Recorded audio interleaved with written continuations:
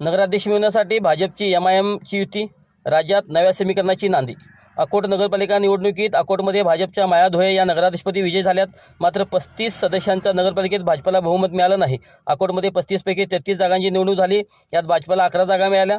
अशातच एका अकोट नगरपालिकेत भाजपने आपल्या नेतृत्वात अकोट विकास मंच स्थापन केला। या अकोट विकास मंच भाजपनंतर सर्वाधिक 5 जागा जिंकणारा MIM भाजपचा पक्ष मित्रपक्ष झाला आहे। याशिवाय या आघाडीत ठाकरेंची शिवसेना, शिंदेची शिवसेना, अजित पवारांची राष्ट्रवादी, शरद पवारांची राष्ट्रवादी आणि बच्चू कडूंचा प्रहार जनशक्ती पक्ष सहभागी झाला आहे। या नव्या आघाडीची नोंदणी अकोला जिल्हाधिकाऱ्यांकडे करण्यात आली आहे। भाजपचे नगरसेवक रवी ठाकूर या नव्या आघाडीचे गटनेते असणार आहेत। या आघाडीतील सर्वच पक्षांच्या नगरसेवकांना आता भाजपचा व्हीप पाळावा लागणार आहे।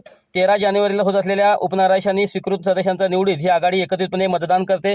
या आघाडीचे आता सध्याचे 33 सदस्य संख्येत 25 सदस्य झालेत, तर नगराध्यक्ष माया धोये या 26व्या सदस्य आहेत। अकोट नगरपालिका काँग्रेसचे 6 आणि वंचितचे 2 सदस्य विरोधी पक्षात असणार आहेत।